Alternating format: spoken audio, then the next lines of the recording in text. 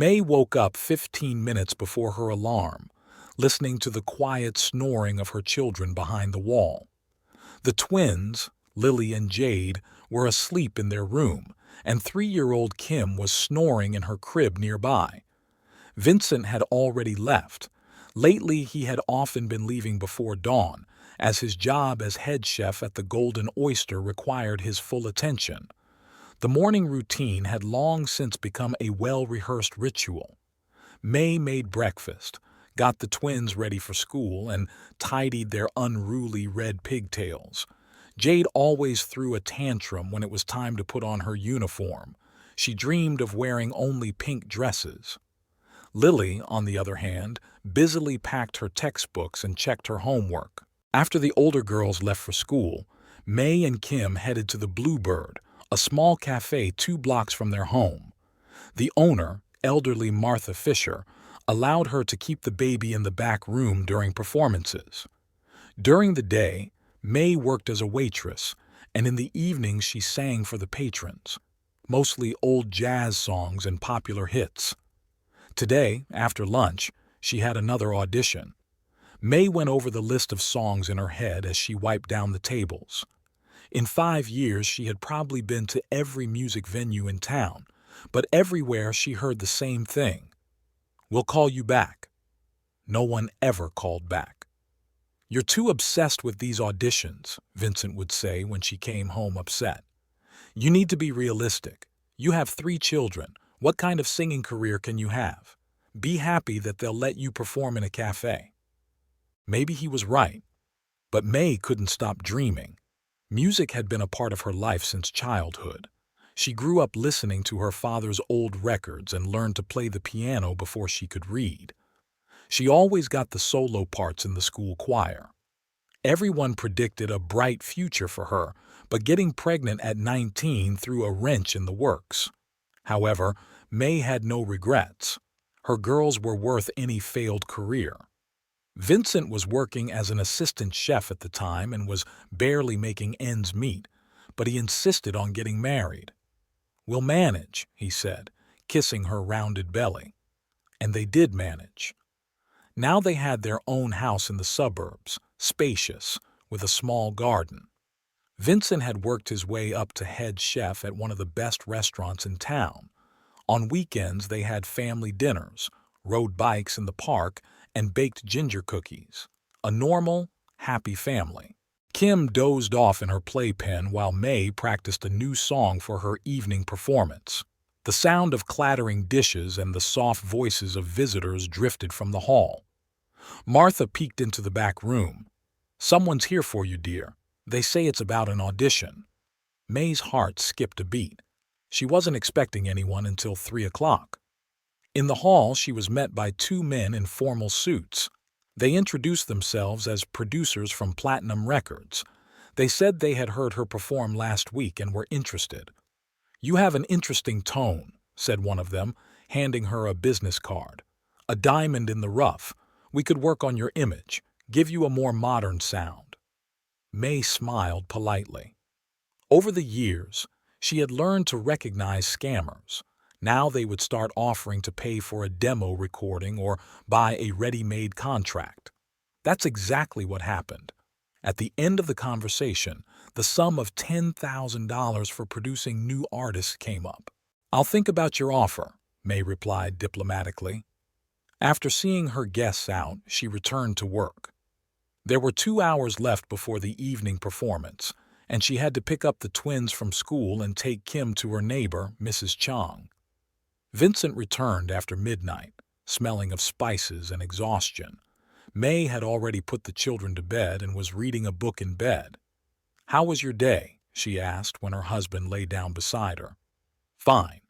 We're getting ready for the restaurant critics' visit next week. How about you?" "More scammers with a contract offer. They wanted $10,000 for promotion." Vincent grunted. "And you still can't give up your music." "I just—" "Let's go to sleep," he interrupted. "Tomorrow will be a tough day." May turned off the lamp. In the darkness, she could hear her husband's steady breathing and the ticking of the clock on the wall. She thought about how tomorrow she would be singing again in the smoke-filled Bluebird Hall, smiling at the patrons, serving coffee and sandwiches. And in the evening she would put the children to bed, cook dinner, and wait for Vincent. And so it would be, day after day, year after year. Maybe he was right. Maybe it was time to give up on her impossible dreams. Kim sniffed in her sleep behind the wall. May adjusted the blanket and lay down again. Well, at least she had a loving husband and wonderful children. Wasn't that enough for happiness? Outside the Bluebird, a light rain was falling. May wiped the glasses, listening with half an ear to Cook Susan's chatter about the new TV series. It was almost 11 o'clock, and the last customers were slowly finishing their coffee. The phone vibrated. A message from Vincent. "I'll be late. Don't wait up." He always used to call in cases like this, telling her about orders and difficult customers. Now he limited himself to short messages. May sent a perfunctory "okay" and put her phone in her apron pocket. Mrs. Chang didn't mind looking after the children a little longer. She loved fussing over the little angels, as she called them. Especially Kim, who was the spitting image of her mother, with the same almond-shaped eyes and jet-black hair. Genetics sometimes played funny tricks. The twins took after their father's side of the family, fair-skinned, red-haired, and freckled, while the youngest inherited her mother's Asian features. Lately, Vincent had been staying late at work. The Golden Oyster was famous not only for its exquisite cuisine, but also for its difficult management. The restaurant's owner, George Pierce, constantly conducted inspections and changed the menu. "We have to keep up with the standards," Vincent would say. May understood that the position of head chef came with certain responsibilities, but something had changed. Vincent became irritable, often snapping at the children over trifles, and last week he left for 4 days to attend some culinary festival, even though he had always avoided such events in the past. "It's important for my career," he said, brushing off her questions. When she got home, May found a half-empty glass of wine and a box of chocolate candies, Vincent's favorite liqueur-filled chocolates, on the kitchen table. She didn't remember buying them.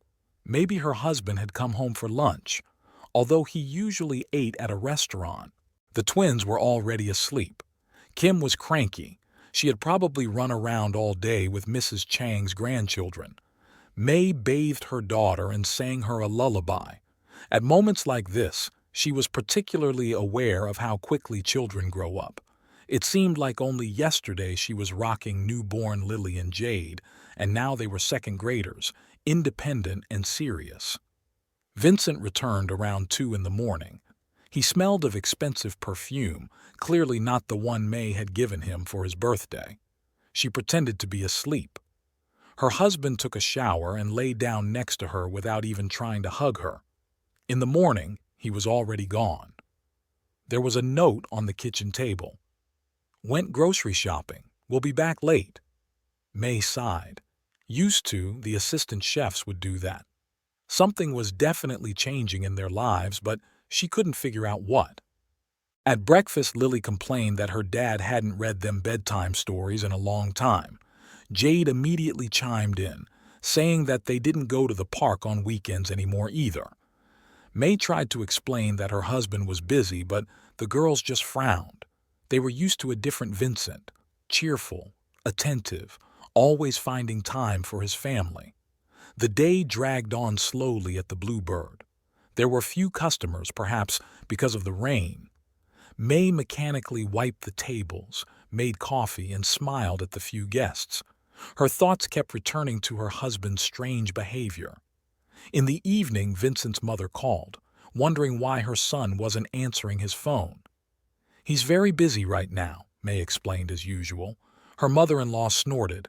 "When has my son ever been too busy for his mother?" On Friday, Vincent announced that he was leaving again, this time for a week. Some kind of master class for chefs in a neighboring state. "It's a great opportunity," he said, packing his suitcase. May noticed that he was taking his best suit, the one he had worn when he proposed to her. "Why do you need a suit for a cooking class?" "There's going to be a formal dinner," he replied, carefully avoiding her gaze. That evening, May was sorting laundry and found a receipt from a jewelry store in his shirt pocket. Their wedding anniversary was coming up. Maybe he was planning a surprise. The thought warmed her heart. Kim had caught a cold and May had to take a few days off. Martha understood. She had raised 3 children herself and knew what it was like. Susan volunteered to fill in for her at the front desk, and a temporary replacement was found for the evening performances. On Wednesday, May took Kim to the pediatrician. In the waiting room, she ran into Robert, an old friend of Vincent's, the sous chef at the Golden Oyster. He was clearly taken aback when he saw her. "Oh, is Vincent still at the master class?" he asked, nervously twisting his jacket sleeve. "Yes, he'll be back on Sunday," May replied. "Aren't you with him? Me?" "No, I have things to do here," Robert muttered and hurried to take his leave. The strange conversation kept running through her mind. Why was Robert so surprised? And why did he ask about Vincent if he should have known about the master class? May shook her head, dismissing the unwelcome thoughts. It was just her imagination running wild. In the evening, she tried to call her husband, but his phone was off. "He's probably busy," May thought as she put the children to bed. Lily asked her to tell her how she and her dad met. The girls knew the story by heart, but they listened with the same enthusiasm every time. May lay awake, listening to the sound of rain outside the window. Lately, she had often felt lost. It was as if something important was slipping away, running through her fingers like water. But what? Everything was fine. She had a loving husband, wonderful children, and a home of her own. A normal, happy family, wasn't it? The day at the Bluebird began as usual. May was arranging fresh flowers on the tables when the phone rang. Vincent had important news. The restaurant owner had hired a new assistant chef. "Her name is Lucy River. She recently graduated from culinary college. George thinks we need some new blood on the team." Her husband's voice sounded unusually excited. "Today is her first day. I'll be late. I need to show her the ropes." May was surprised. Vincent was usually skeptical about culinary school graduates, preferring self-taught chefs with work experience. "Talent is something you either have or you don't, and diplomas are just pieces of paper," he liked to say. That evening, Vincent came home in high spirits. Over dinner, he talked non-stop about his new assistant. It turned out she had studied under a famous French chef and knew the secrets of molecular cuisine. Can you imagine? She suggested an amazing dessert recipe with liquid nitrogen. George is thrilled. He wants to include it in the main menu. Vincent waved his fork, describing his culinary experiments. May listened silently. She couldn't remember the last time her husband had talked so enthusiastically about work. On the weekend, Vincent suggested a family picnic for the first time in a long time. The weather was wonderful, so they went to the park. The twins ran around the playground, and Kim tried to build sandcastles in the sandbox. Everything was almost like it used to be, until Vincent's phone rang. "Sorry, it's Lucy. There's a problem with the suppliers," he said, stepping away to talk. The conversation lasted half an hour. When Vincent returned, his good mood had evaporated. Soon they got ready to go home. Her husband said he had urgent business at the restaurant. Over the next few weeks, Lucy became a constant topic of conversation. Vincent would either rave about her culinary ideas or complain about her inexperience. "I have to teach her everything from scratch," he would say, "but she's a quick learner." One morning, while gathering Vincent's clothes for the laundry, May found a business card in his jacket pocket. "Lucy River, sous chef," read the golden lettering. On the back was a handwritten phone number. For some reason, this piece of cardboard gave her an unpleasant feeling. In early October, an important banquet was planned at the Golden Oyster. Vincent was away at work for days on end, coming home after midnight, smelling of spices and exhaustion. May hardly saw her husband. Even on his days off, he often went to the restaurant to discuss the new menu or check orders. "Why don't you invite your colleagues over for dinner?" May suggested one day. "I haven't seen Robert in a long time, and I'd like to meet Lucy." Vincent hesitated for some reason. "I don't think that's a good idea. Everyone's too busy." On Wednesday, May decided to surprise her husband by cooking his favorite dinner and taking him to a restaurant. In the parking lot, she bumped into a young woman. A tall blonde in a chef's uniform was leaving the restaurant, fixing her tousled hair as she walked. "Excuse me, do you know where I can find Vincent Tucker?" May asked. "And you are?" The woman looked her up and down. "I'm his wife." "Oh." Something flashed in the blonde's eyes. "Vincent went to see the suppliers. I'm Lucy, his assistant." They exchanged pleasantries. Something about Lucy's smile seemed insincere to May. Or was it just her imagination? That evening, Vincent was annoyed. "Why did you come? I have a lot of work to do." The containers with dinner remained untouched. The new menu was a resounding success. George was pleased and the guests were delighted. They especially praised the desserts, the ones with liquid nitrogen that Lucy had invented. "She's a real talent," Vincent said. "I've never met such creative chefs." There was an unfamiliar note in his voice. May found herself looking at her husband's face more and more, trying to catch something that had changed imperceptibly. Vincent looked the same on the outside, but he seemed distant, closed off by an invisible wall. The children also sensed the change.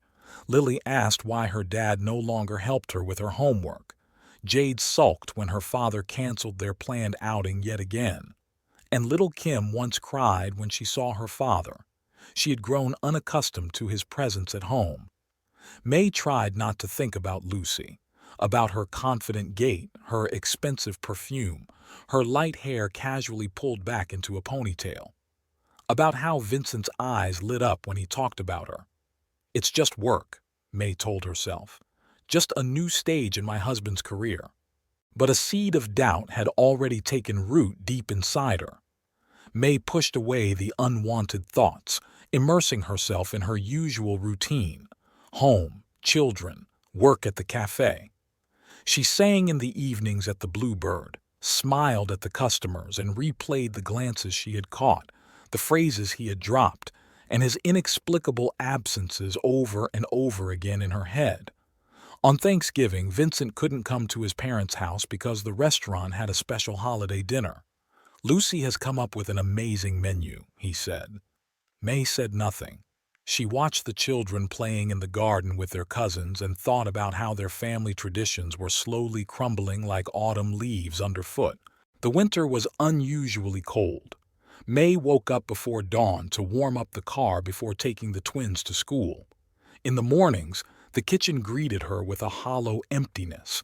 Vincent rarely ate breakfast at home anymore. There was still a faint smell of coffee in the frosty air, which meant that her husband had stopped by while she was asleep. There were more customers at the Bluebird. People were hiding from the cold behind cups of hot cocoa. May mechanically went through her usual routine, wiping down the tables, checking the coffee machine, setting out the fresh pastries. Time dragged on slowly. In the evenings, she sang old love ballads and her own voice sounded foreign to her. One day, Jade broke her father's favorite cup. The girl waited fearfully for punishment, but Vincent didn't even notice. He sat at the table, immersed in his phone, absent-mindedly picking at his cold dinner. In the past, he would have calmed his daughter down, maybe even turned the situation into a joke.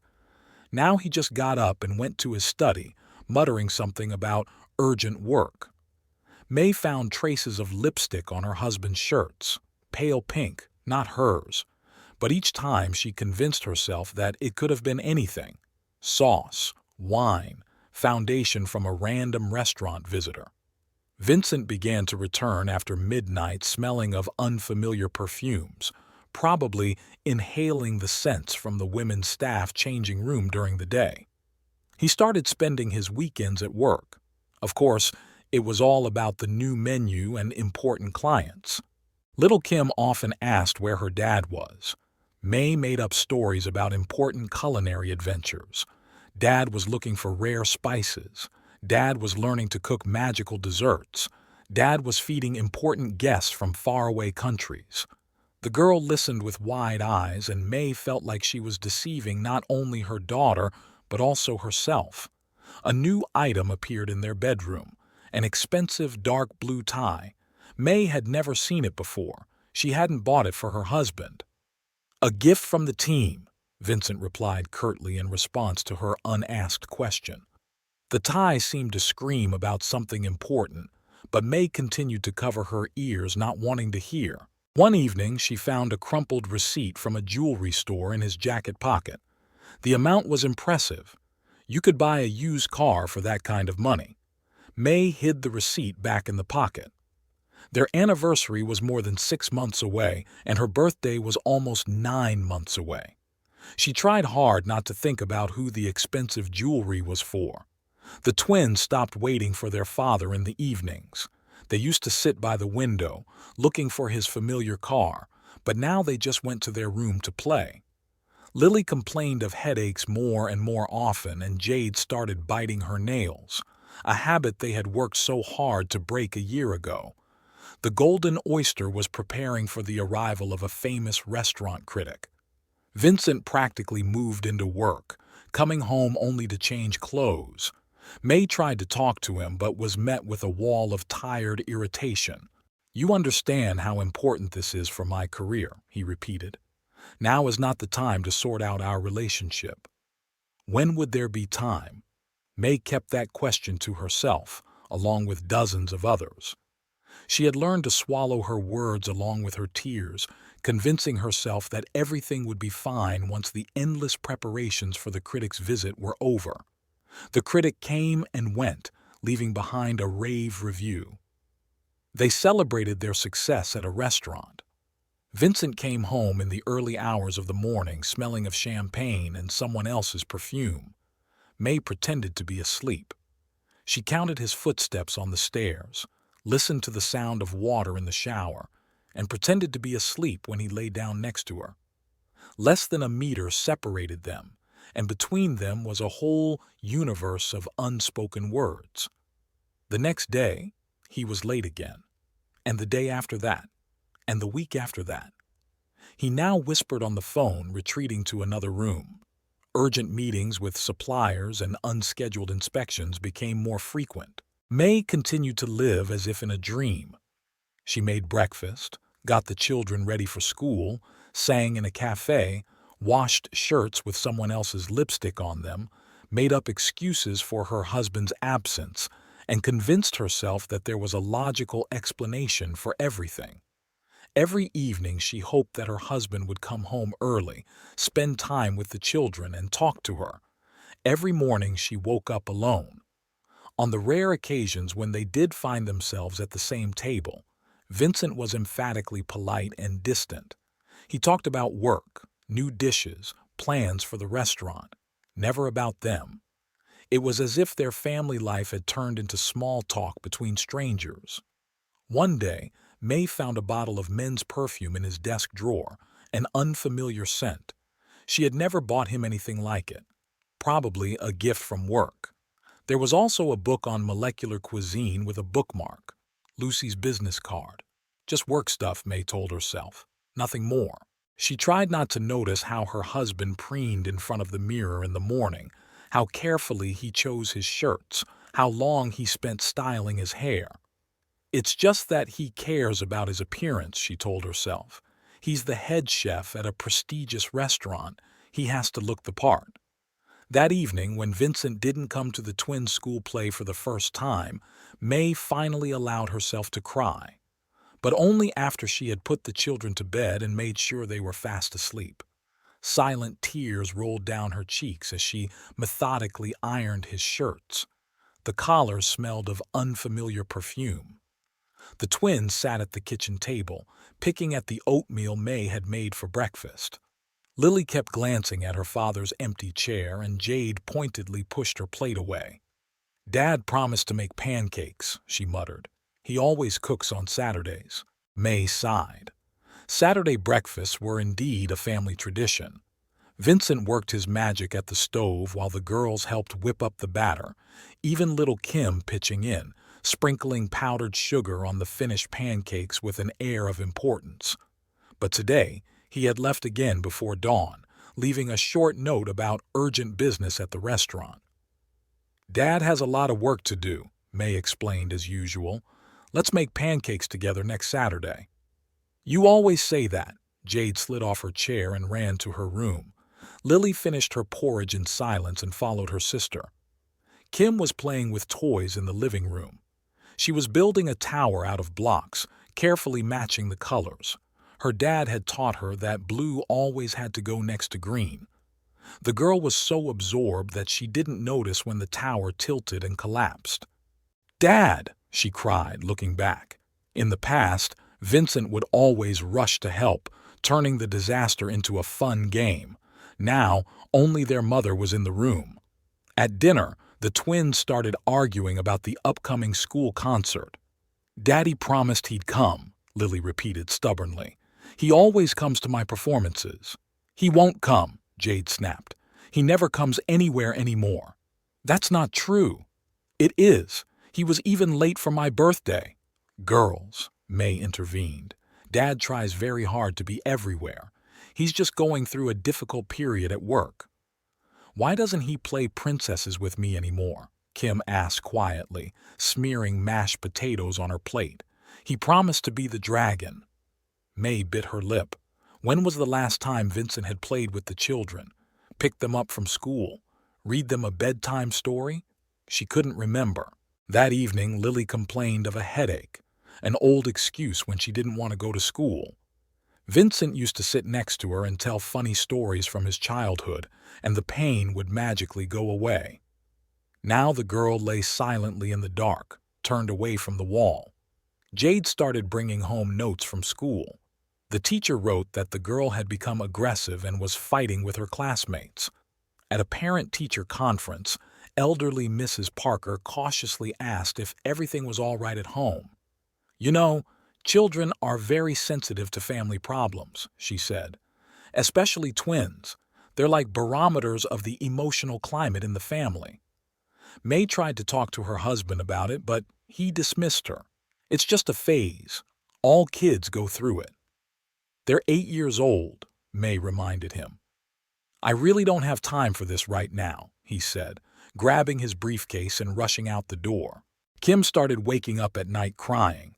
The girl called for her dad, and when May tried to calm her down, she pushed her hands away and screamed, "I want my dad!"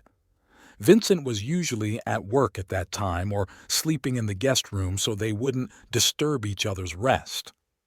One day, May found the twins engaged in a strange activity. They were drawing a family portrait. In Lily's drawing, their dad was standing far away from the rest of the family, almost at the edge of the paper. In Jade's drawing, he wasn't there at all. "Where's Dad?" May asked. "At work," the girl shrugged. "He's always at work now." Another time, Kim brought home a craft project from kindergarten, an applique called My Family. The teacher took May aside. "You know, all the children glued pictures of their mom, dad, brothers, and sisters, but Kim only glued pictures of women. She said that her dad lives at work with Aunt Lucy." May froze. How could a 3-year-old know about Lucy? Obviously, the girl had overheard her father's phone conversation. Over the weekend, Vincent unexpectedly suggested going to an amusement park. The children were delighted at first, but quickly realized that their father hadn't changed. He was constantly answering calls, texting someone, nodding absently, not listening to their excited chatter. When Jade pulled him toward the carousel, he pulled her hand away irritably. "Not now. I'm on an important call." In the evening, Lily sat by the window for a long time, staring at the driveway. "Maybe if I make a wish on a shooting star, Dad will be the same again?" she asked her mother. "Does Dad not love us anymore?" Jade asked suddenly, climbing into bed. Of course he does, May replied, feeling her voice tremble treacherously. He's just very busy. Then why doesn't he kiss you when he leaves for work? The girl looked intently at her mother. And why do you cry at night? May didn't know how to answer. She kissed her daughter on the forehead and hurried out of the room. In the hallway, she heard Kim's voice. Mommy, is it true that Daddy has another family now? Children notice much more than we would like them to. They saw their parents' fake smiles, heard the tense silence at dinner, and felt the growing gap between their mom and dad. Their little hearts were learning to live with betrayal, and May didn't know how to protect them. Spring brought changes to the Blue Bird. Martha finally bought a new piano to replace the old, out-of-tune instrument. May loved to come early to practice. Her voice sounded especially clear in the empty hall. She was learning a new song when Vincent appeared in the doorway. "You're howling again," he grimaced. "When are you going to find a normal job?" May fell silent mid-note. Her husband used to be proud of her voice and would bring friends over to listen to her sing. Now, any mention of music irritated him. "It's a normal job," she replied quietly. "Besides, the hours are convenient for the kids." "Convenient hours?" Vincent sneered. "You call it normal when the mother of the family sings in a cheap diner until nightfall?" "The Bluebird isn't a diner, and I don't work until nightfall. Only until 9. "Come on," he waved his hand dismissively. "Who wants to hear those old ballads? Times have changed. You're stuck in the past, May." She said nothing. It was true that her repertoire hadn't changed in years. Old jazz, lyrical ballads, the occasional popular hit. But the patrons liked it. They came especially for her shifts, requested their favorite songs, and left generous tips. At home, the criticism continued. Vincent grimaced at the simple, home-cooked meals, pushing his plate away without finishing. "How can you cook so tastelessly?" He demonstratively threw her almost untouched dinner into the trash can. "Your husband is a chef. You could have learned something." "The kids like it," May tried to defend herself. "Kids like fast food, that's not a good indicator. Take Lucy, for example." He stopped himself, but it was too late. The name hung in the air like a bitter taste in her mouth. May pretended not to notice the remark. Another time, he criticized her outfit for a performance, a modest black dress she had been wearing for several years. "You look like a music teacher," he sneered. "No wonder you're stuck in this hole. A professional singer should look different." "I'm not a professional singer," May reminded him. "I just sing in a cafe." "Exactly," he said, looking at her with poorly concealed contempt. "You just sing in a cafe, and you cook terrible food, and you dress like a pensioner. You know, sometimes I don't understand what happened to you. Where did that bright girl I married go?" May wanted to reply that that girl had dissolved in the cares of the house and children, in attempts to meet his growing demands, in the endless wait for his return. But she kept quiet. Once he came to her performance with Lucy. They sat at a table in the back, but May could still see them, the impeccably dressed blonde in an expensive pantsuit, and her husband, who looked at his assistant with ill-concealed admiration. "Not a bad place," Lucy said loudly after the performance. "Such vintage charm. It's like a museum of the 70s. Vincent laughed. "Yes, museum is the right word." They left without waiting for the last song. May finished the program, smiling mechanically at the audience. At home, she stood in front of the mirror for a long time, looking at her museum dress, her tired face, her unfashionable hairstyle. The criticism became more and more caustic. Vincent ridiculed her attempts at gardening, found fault with every household chore, and snorted contemptuously when he heard her talking to the children. "Stop telling them fairy tales," he would say. "They need to prepare for real life, not float around in the clouds like you." Each of his remarks hit home. It was as if he could see all her fears and insecurities, all her deeply hidden complexes. His words ate away at her soul like acid. "You know what I don't like about you?" he said once. "You've never tried to improve yourself. You're stuck in your comfortable little hole and don't want to grow. Look at modern women. They develop themselves, build careers, and you're still the same waitress with a guitar." "I don't play the guitar," was all May could say. "It doesn't matter," he dismissed her. "What matters is that you're stuck in the same place. No progress, no development. Just a housewife who sings in a third-rate cafe in the evenings." There was such contempt in his voice that May could physically feel the weight of every word. She tried to remind herself that he had once loved listening to her sing, was proud of her ability to connect with the children, and appreciated the comfort of their home. But the memories faded, buried under an avalanche of his criticisms. She began to avoid family dinners, preferring to eat in the kitchen after everyone else had left. She stopped singing at home. Even Kim's lullabies were now whispered. She began to hide her concert dresses in a far-back closet.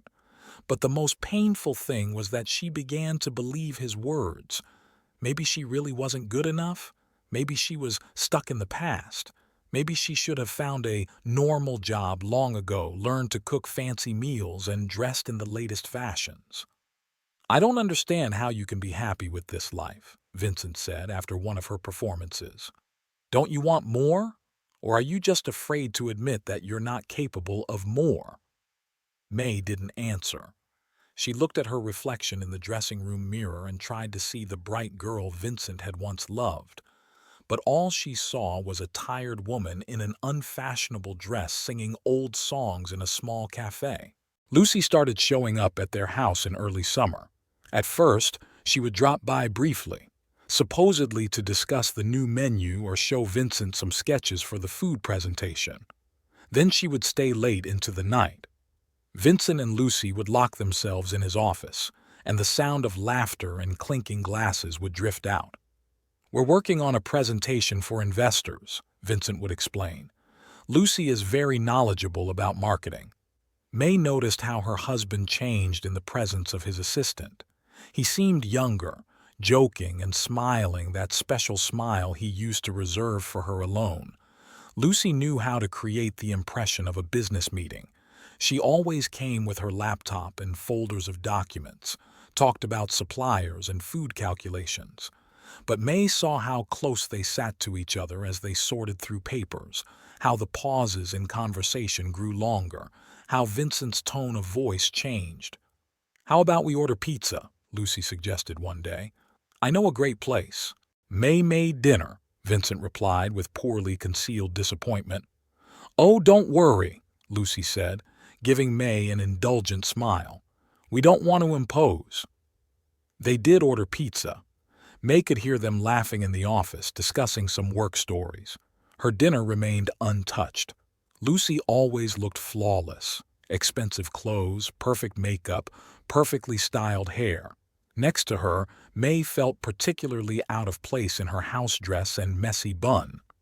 The sous chef's assistant was overly polite, but every word she said betrayed a poorly concealed sense of superiority.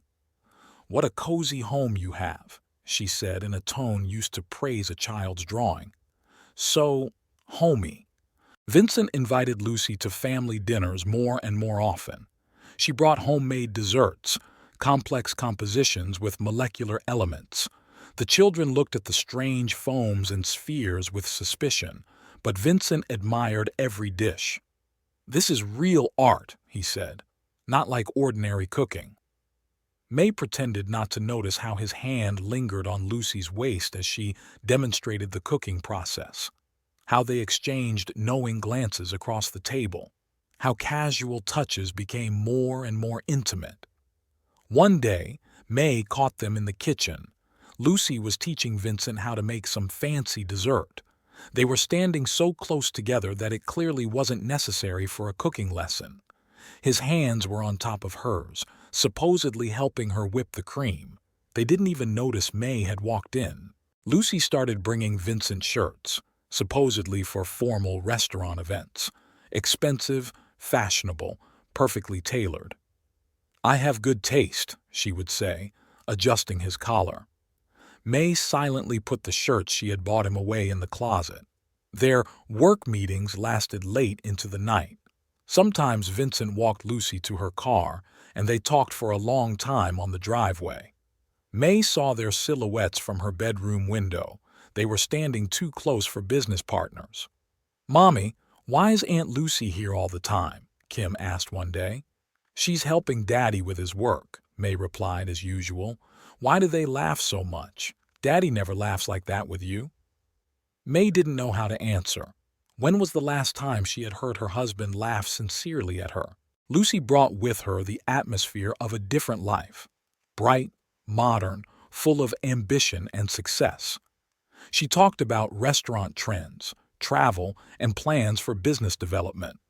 Vincent listened to her with admiration, absorbing every word.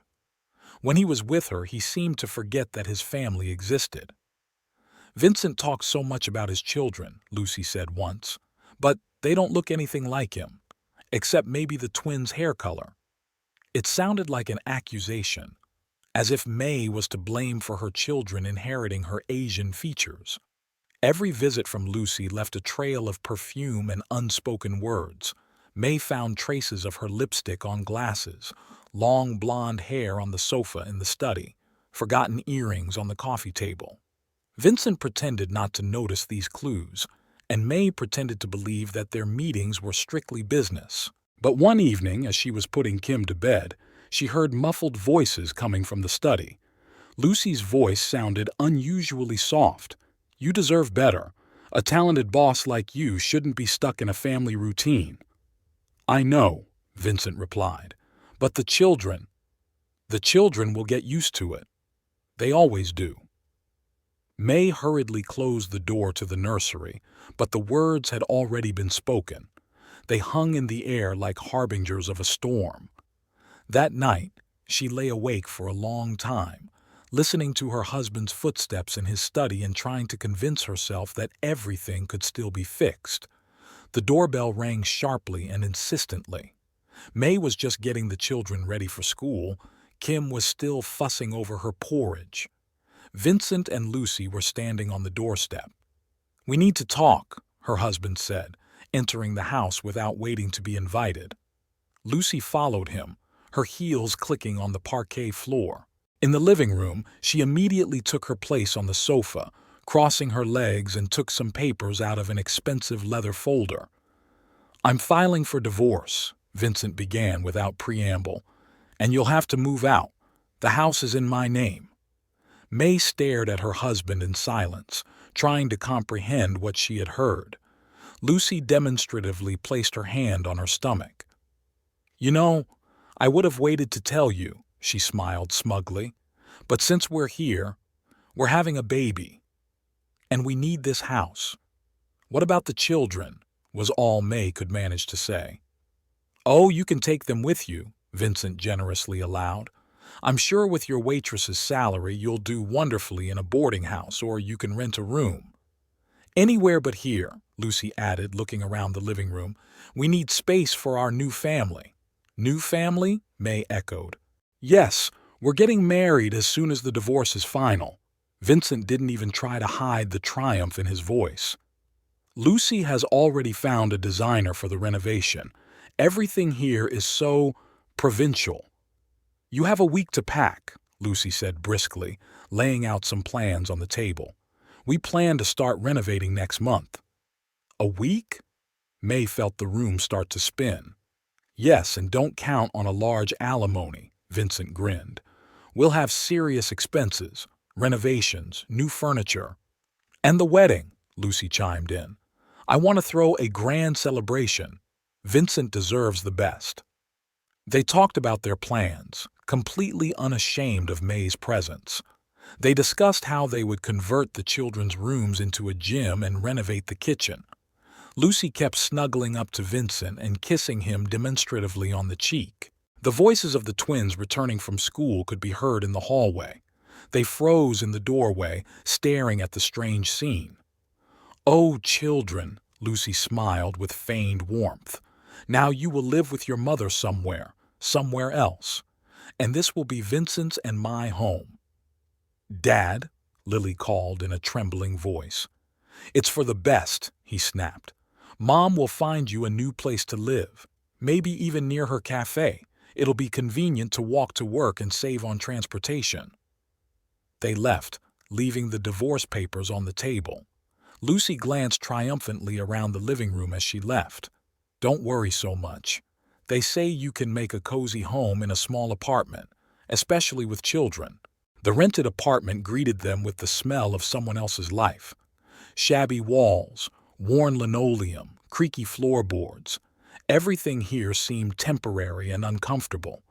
The two tiny rooms could barely fit all their belongings. The twins had to share a bed, and Kim slept with her mother. May rummaged through boxes, trying to create some semblance of a home. Children's toys, books, clothes, only the bare necessities they had managed to take from their home. The rest had to be left behind. Lucy had already started renovating, not waiting for them to leave. Construction dust settled on the furniture they couldn't take with them. Martha understood the situation and allowed May to take extra shifts at the Bluebird. Now she worked from morning to night, leaving the twins to look after their younger sister. Even so, there was barely enough money for rent and food. On one of her rare days off, May decided to call a lawyer. A young woman named Sarah Cohen listened attentively to her story, taking notes in a notebook. "So he kicked you out of the house that's in his name," Sarah said, tapping her pen on the table. "Do you have a prenuptial agreement?" "No. We were so young when we got married." "I see. What about the house documents? Receipts for payments, bills, anything that proves your contribution to the family budget?" May shook her head. All the papers were in Vincent's office. "Well, we'll have to take a different approach." The lawyer leaned back in her chair. "Tell me, how long ago did his relationship with this Lucy begin? Are there any witnesses? Recordings of conversations? Photographs?" I didn't keep track of him." "That's a shame," Sarah sighed. "But it's not too late to start gathering evidence. You said he neglected the children, missed important events in their lives?" "Yes, school meetings, holidays." "Excellent. We need confirmation, diary entries, teacher statements, photos from events he didn't attend, receipts from restaurants where he had dinner with his mistress when he should have been with his family." May listened as the lawyer drew up a plan of action. It turned out that every little thing could be used as ammunition: a missed birthday, unpaid medical bills, skipped parent-teacher conferences. "Start with the teachers," Sarah advised. "They're bound to have noticed changes in the children's behavior. Talk to your neighbors. Someone may have seen how often this woman came to your house. Gather all your receipts, bills, any documents showing that you supported your family." When she got home, May took out an old box of photographs. Vincent wasn't at the school play. He was busy with Lucy. He was also absent from Kim's birthday party. He had left for a business meeting. She began to compile a list of dates and events when her husband chose his mistress over his family. Old Mrs. Parker, the twins' teacher, willingly wrote a reference. "The girls became withdrawn when their father stopped participating in their lives," the document said. "Their grades have dropped, and they've started having behavioral problems." The neighbors didn't disappoint either. They remembered how often Lucy stayed late, how she came over on weekends when May was at work. Someone even filmed them kissing on the driveway with their phone, long before Vincent announced the divorce. At Bluebird, there were receipts from restaurants where Vincent had dined with Lucy. The waiters remembered them, a couple in love who made no secret of their relationship. All this evidence went into a folder that May hid under her mattress. Kim often woke up at night crying in her old room. The twins silently climbed into their mother's bed and huddled on either side of her. At such moments, May felt a special determination. She would not let Vincent and Lucy take away the last thing her children had, the roof over their heads. Every day brought new evidence. Kim's teacher told her how her father had stopped picking her up from kindergarten, always citing work. The school psychologist noted the twins' disturbing drawings: a house without a father, a family divided by a black line. May methodically pieced together the mosaic of betrayal. She wrote down dates, names, events.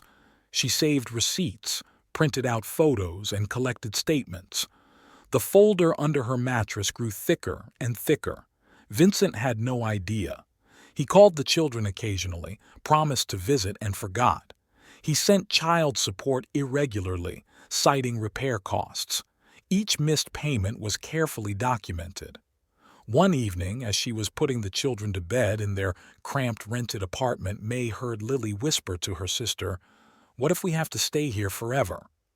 Jade replied, "No, Mom will think of something. She always does." That night, May stayed up late poring over the documents. She arranged the evidence in chronological order, compiling a timeline of betrayal.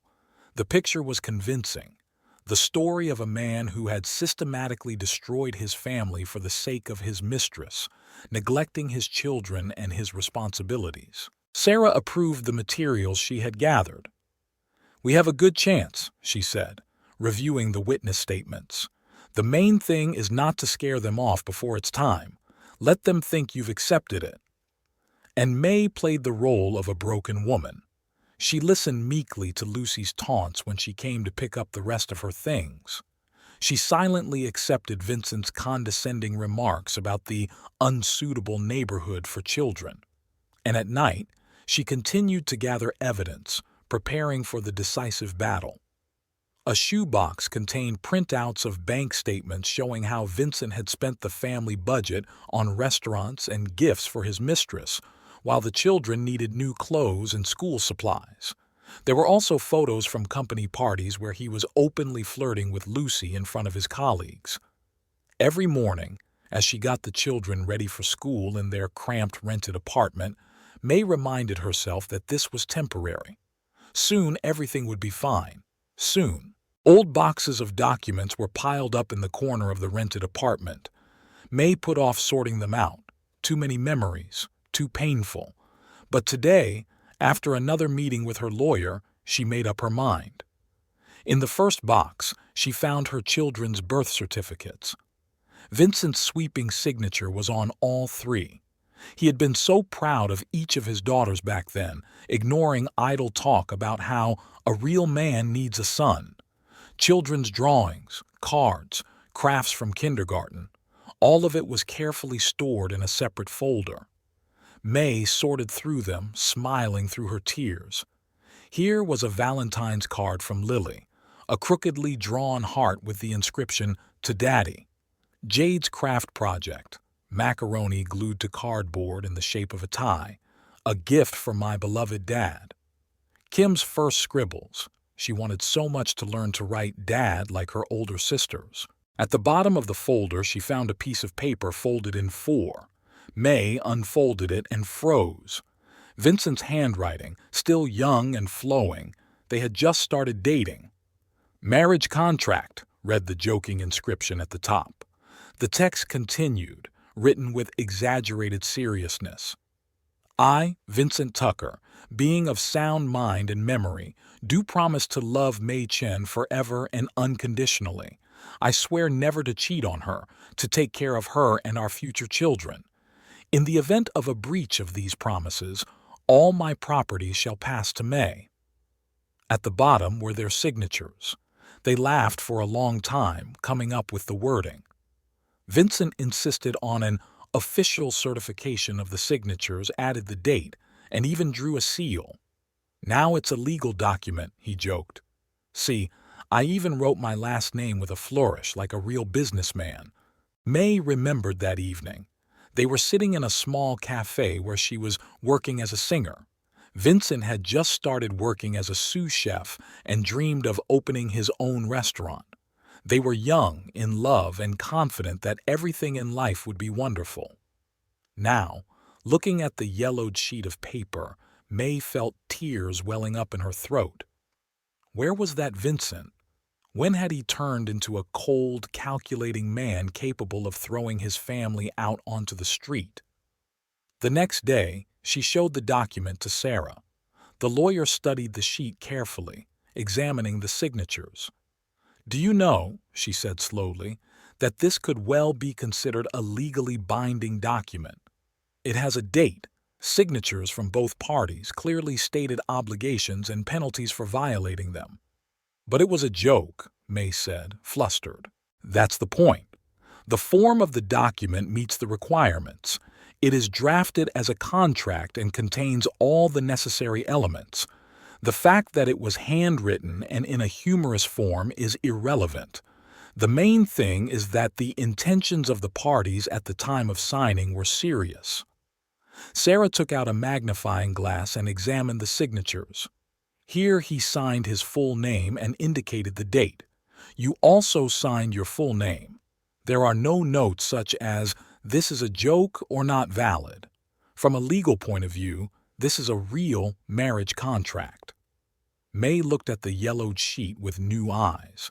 Could this playful vow, written by a boy in love, become a serious weapon?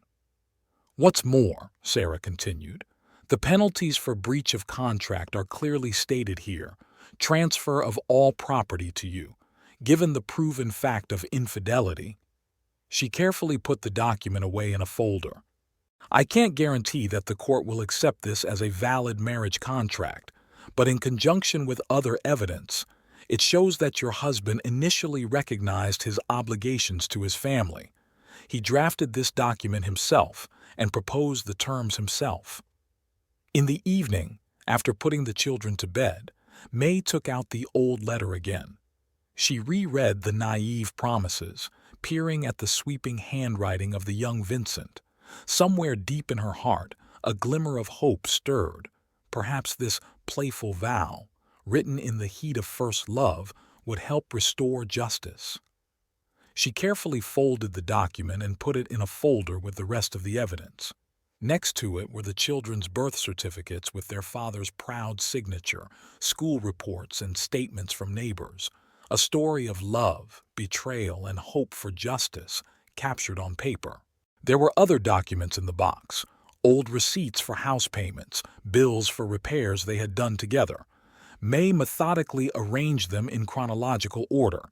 Each piece of paper could be an important clue. The photographs also told their story. Here they are celebrating their housewarming, young and happy. Here was the twins' first birthday. Vincent holding his daughters in his arms, beaming with pride. Kim's birth. He looked at the tiny bundle with such adoration. Gradually, his face in the photos changed. It became harder, colder. He appeared less and less in family photos, and then disappeared altogether. The last photo of them together was taken 6 months ago. Forced smiles, empty eyes. Sarah Cohen's office had been transformed into a war room for the trial. The walls were covered with diagrams and timelines, and the desk was piled high with folders. May came here every day after work, leaving the children with Mrs. Chang.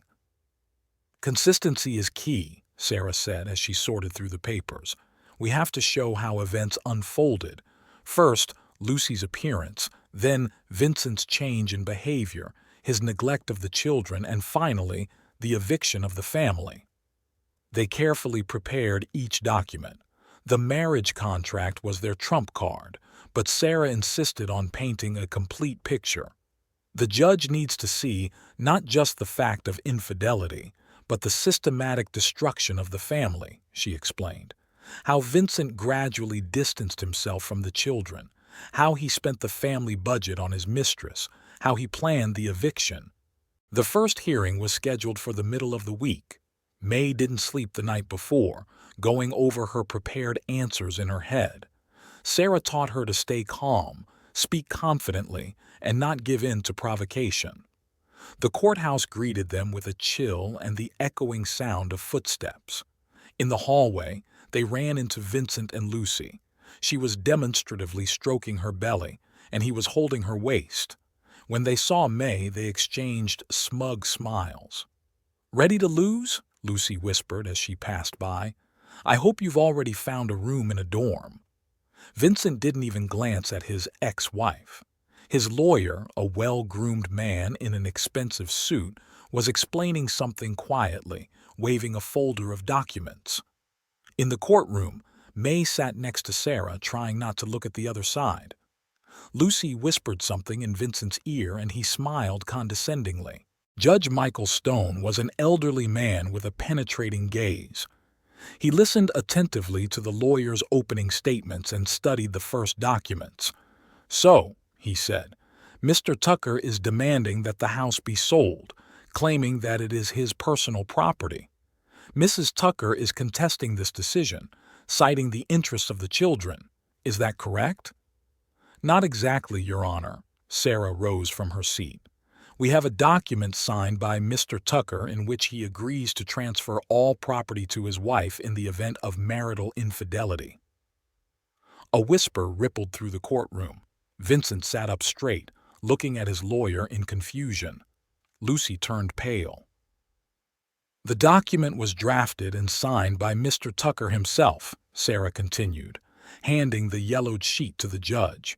"It has the date, the signatures of both parties, and clearly stated obligations." The judge studied the paper carefully. His eyebrows rose. "Mr. Tucker, do you recognize this signature as your own?" Vincent nodded, confused. His lawyer quickly whispered something in his ear. "It was a joke," Vincent finally blurted out. "Just romantic nonsense." "Nevertheless, the document is in proper form," the judge remarked, "and as I understand it, the terms of the agreement were violated." Sarah began to present evidence, photographs, witness statements, bank statements. The story of betrayal unfolded before the court in all its details. "Mr. Tucker systematically neglected his duties as a father," Sarah said. "He missed important events in his children's lives, spent the family budget on his mistress, and then tried to throw the family out on the street." Lucy nervously fiddled with her handkerchief. Her confidence evaporated when Sarah began reading the neighbors' statements about her visits to the Tuckers' home. The first hearing dragged on until evening. The judge announced a recess until the following week, but the look he gave Vincent spoke louder than words. "It's just the beginning," Sarah said, gathering her documents, "but we've definitely got their attention." Vincent's lawyer caught up with them in the hallway, suggesting they discuss a settlement. Sarah just shook her head. "It's too late, colleague. Your client drew up the terms of the agreement himself. Now he has to abide by them." May walked silently toward the exit. She could hear Lucy berating Vincent for the stupid piece of paper and his snappy replies. Their perfect plan was falling apart, and they knew it. Her children were waiting for her in their rented apartment. Lily was busily setting the table, while Jade was helping Kim with her homework. It was a normal evening for a normal family. Looking at her daughters, May thought that justice did exist after all. Sometimes it came in the form of a yellowed piece of paper with naive promises from a young man who once knew how to love. The second court hearing began with an unexpected scene. Lucy was late, her heels clicking loudly on the marble floor. Her belly had grown noticeably rounder over the past week, although, according to May's calculations, she was not very far along. Vincent looked rumpled, with dark circles under his eyes. He nervously fiddled with his tie, the same expensive dark blue one. Their eyes met for a moment, and May was surprised to see confusion in his gaze. Judge Stone began the hearing by examining the new documents. Sarah methodically laid out the evidence, accompanying each piece with a clear comment. "Mr. Tucker's bank statements," she handed over the first folder. "Please note the dates and amounts. While his children needed new clothes and school supplies, he spent significant amounts of money in jewelry stores and restaurants." Lucy shifted uncomfortably in her seat. The judge studied the receipts carefully. Some of them had been written at a time when Vincent was assuring his wife that the restaurant was on the verge of bankruptcy and they needed to save money. "Next," Sarah continued, "testimony from teachers and the school psychologist. This describes in detail how the children's behavior changed after their father stopped participating in their lives. Mrs. Parker, called as a witness, spoke confidently and clearly. She talked about missed parent-teacher conferences, how the twins stopped bringing their homework to school, how their father had checked it, and how they had become withdrawn. "In my opinion," the teacher concluded, "the girls are experiencing classic parental rejection trauma." Vincent turned red. His lawyer tried to cross-examine Mrs. Parker about her professional competence, but the judge stopped him. "The witness has 30 years of experience working with children. I think she is capable of assessing their emotional state." The next witness was Kim's teacher. She brought the girls' drawings, black lines separating the figures of her parents, her father drawn somewhere in the corner of the sheet. "This is how the child expresses her pain," she explained. "Kim has stopped participating in group games, cries often, and asks why her father doesn't love them anymore." Lucy couldn't take it anymore. "This is manipulation. She's deliberately turning the children against their father." Silence in the courtroom. The judge banged his gavel. "Miss River, one more remark and you will have to leave the hearing." Sarah continued to present evidence. Photos from corporate parties where Vincent was openly flirting with Lucy. Testimony from neighbors about frequent visits by his mistress to the house. Restaurant receipts showing them together at times when he was supposed to be at work. And finally, Sarah pulled out the last folder, evidence that Mr. Tucker planned the family's eviction in advance. He consulted with a real estate agent about selling the house 2 months before he told his wife he was getting a divorce. The courtroom fell silent. Vincent turned pale. He clearly hadn't expected this fact to come up. Lucy jumped up. "That's all a lie. He just wanted to know the market value." "Miss River," the judge raised his voice. "Last warning." She plopped back down on the bench, glaring at May with hatred. Vincent sat with his head down, his fingers nervously fingering his shirt cuffs. The hearing lasted several hours. Witnesses took the stand one after another. Neighbors, colleagues, even waiters from restaurants where Vincent had dined with his mistress. The story of betrayal unfolded in all its details. When the last witness finished speaking, the judge announced a recess until the following week. In the hallway, May heard Lucy lash out at Vincent. "You said you had everything figured out, that she couldn't prove anything." "How was I supposed to know about that damn piece of paper?" he snapped. "And about the real estate agent? Who put him up to it?" The courtroom was filled with a reverberating silence. Judge Stone looked through the last documents, occasionally making notes in his notebook. May sat very straight, her hands folded in her lap. Next to her, Sarah looked calm and collected. On the opposite side, Vincent nervously loosened his tie, while Lucy kept stroking her stomach and glancing anxiously at the judge.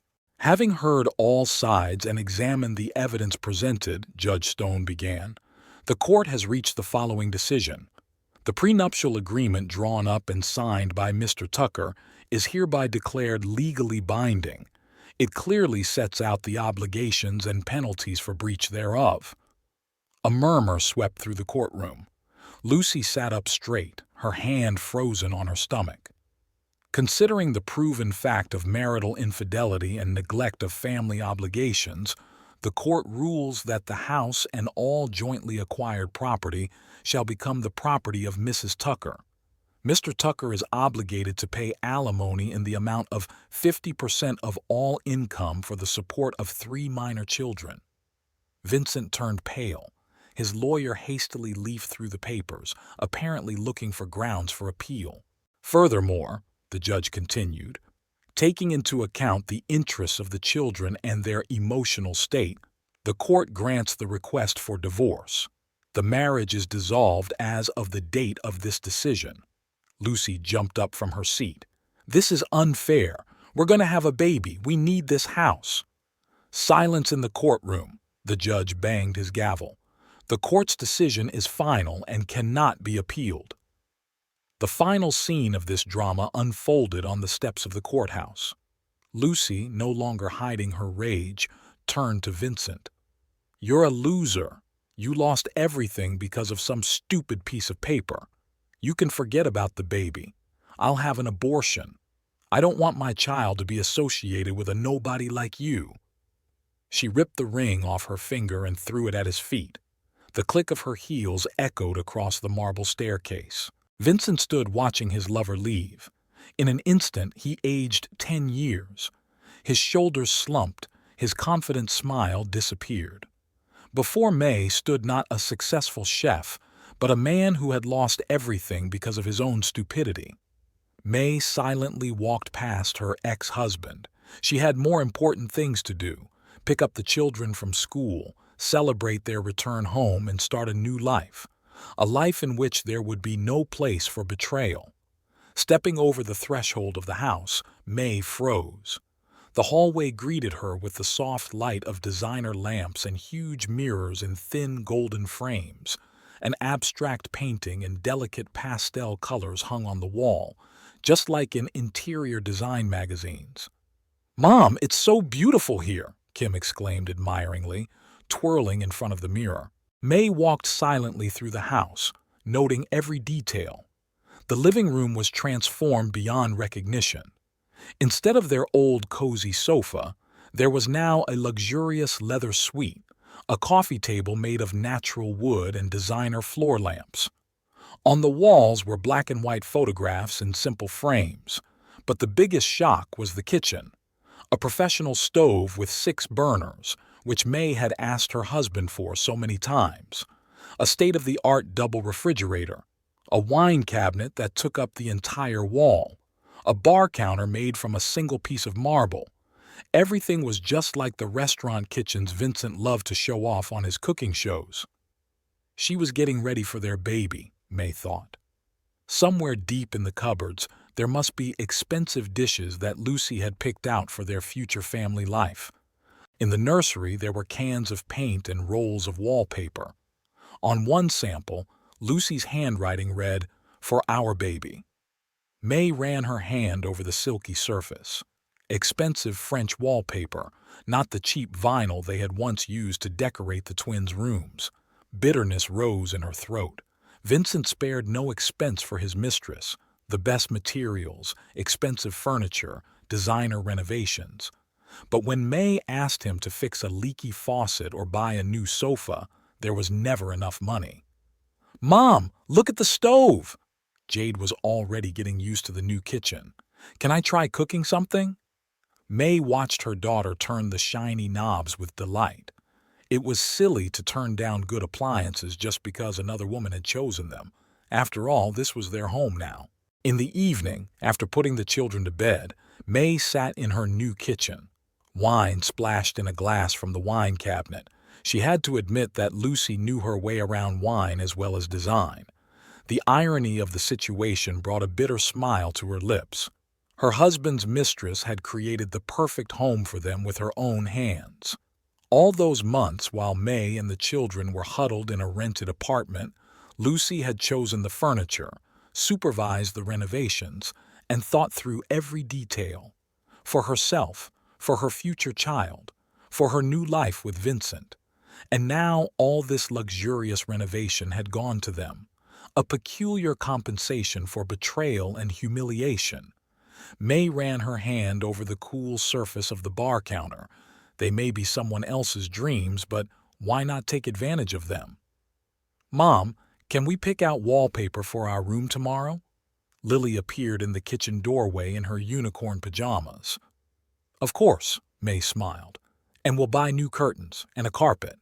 "Can I have a bed like the one in the magazine?" Her daughter's eyes lit up. "Yes." May took a sip of wine. "Now anything is possible." The house gradually became a home, adapting to its new owners. The professional stove proved convenient for cooking simple family dinners. The wine cabinet was perfect for storing juices and soda for the children. And the designer sofa was a wonderful place to sit and read in the evenings. Without meaning to, Lucy had given them a royal gift. All these months she had been spending Vincent's money on furnishing her dream home. and it turned out that she had created the perfect space for May and the girls. "You know," Jade said one day, rocking on a bar stool, "I really like our new kitchen. You could do a real cooking show here." May laughed. "Indeed, why not? Even if this kitchen was designed for another woman, it now belonged to them. Just like the rest of the house, beautiful and comfortable, even if it had been renovated by someone else. In the end, it was only fair." During their years of marriage, Vincent had never spoiled them with expensive gifts or renovations.